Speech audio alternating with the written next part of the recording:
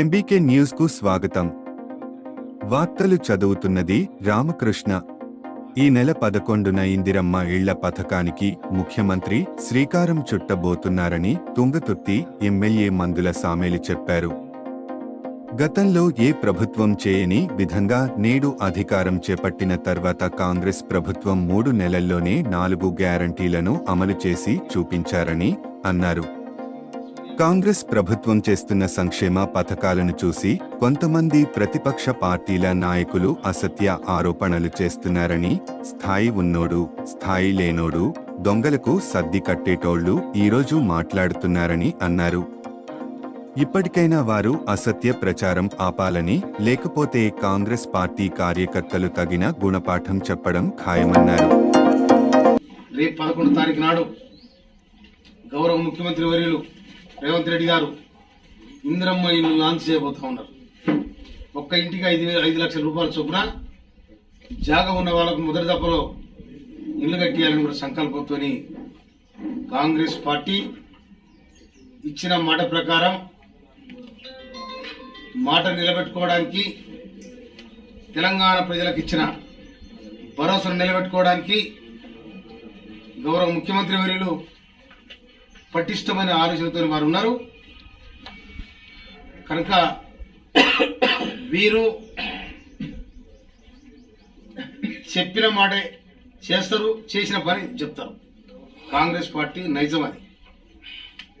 ఇంతకుముందు ఈ రాష్ట్రంలో ఉండబడిన ఏ ఊరు పోయినా, ఏ పల్లె పోయినా కూడా ఇప్పటికి మనకు అవపడే ఏంటంటే ఇందిరమ్మ ఇల్లు అవపడతాయి తప్ప ఈ బొందగడ పార్టీ ఇల్లు అయితే ఎక్కడ అవపడాయి. ఇవాళ బీఆర్ఎస్ పార్టీ వాళ్ళు రకరకాల ప్రేరేపణలు చెప్పి వెళ్తా ఉన్నారు. స్థాయి లేనివాడు, దొంగల సద్దు మూసిన వాళ్ళు వీళ్ళందరూ కూడా ముఖ్యమంత్రి గారి కోసం చిన్న చిన్న మాటలు మాడుతా ఉన్నారు. కానీ సూర్యుని మీద ఉమ్మేస్తే ఎవరి మీద పడితే వాళ్ళ మీద పడతాయి, వాళ్ళ ముఖాన పడుతుంది. అది గుర్తుపెట్టుకోవాలి. స్థాయిని మరిచి అవగాహన లేకుండా మాట్లాడి ఇవాళ మేడిగడ్డ కుప్పగూలిపోయింది.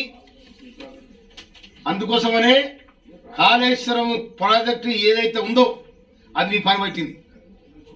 మిమ్మల్ని ఓడగొట్టింది కాళేశ్వరం ప్రాజెక్టే, ఏది కాదు. అందుకోసమనే కాంగ్రెస్ పార్టీ ఇచ్చిన మాట ప్రకారం బ్రహ్మాండంగా ఇచ్చిన హామీలన్నీ కూడా నెరవేర్చి ప్రజల గుండెల్లో పదిలంగా ఉంటుంది కాంగ్రెస్ పార్టీ. గౌరవ ముఖ్యమంత్రి రేవంత్ రెడ్డి గారి నాయకత్వంలో పటిష్టమైన మంత్రివర్గం, పటిష్టమైన సీనియర్ వ్యవస్థ, పటిష్టమైన బ్యూరోక్రసీ, ఐఏఎస్ కానీ ఐపీఎస్లు కానీ వివిధ ఆఫీసర్స్ కానీ వాళ్ళందరూ కూడా నీతి నిజాయితీతో ఈ పరిపాలన సాగించాలని ముఖ్యమంత్రి గారికి సలహా ఇవ్వడం జరిగింది. కనుక రేపు 11వ తారీఖు నాడు లాంచ్ చేయబోయే నిజంగా మనకు ఒక్క నియోజకవర్గానికి 3,500 ఇల్లు ఇస్తామని కూడా ప్రకటించడం జరిగింది. నేను ఈ నియోజకవర్గం చాలా పేద నియోజకవర్గం.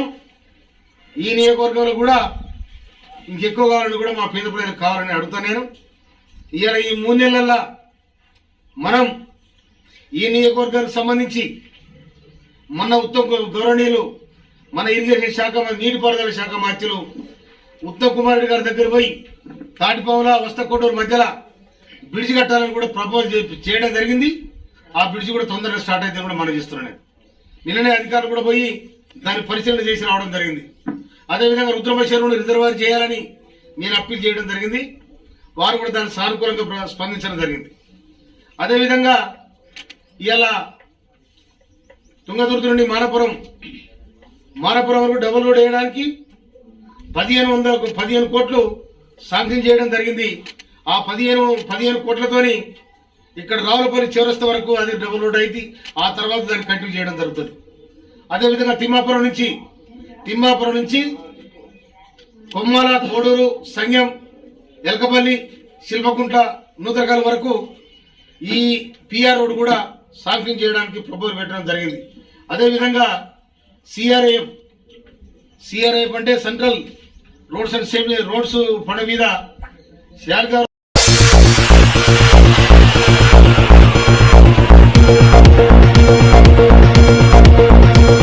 24/7 చూస్తూనే ఉండండి ఎంబీకే న్యూస్. ఈ వార్తలు ఇంతటితో సమాప్తం. తిరిగి మళ్ళీ మరో న్యూస్లో కలుసుకుందాం.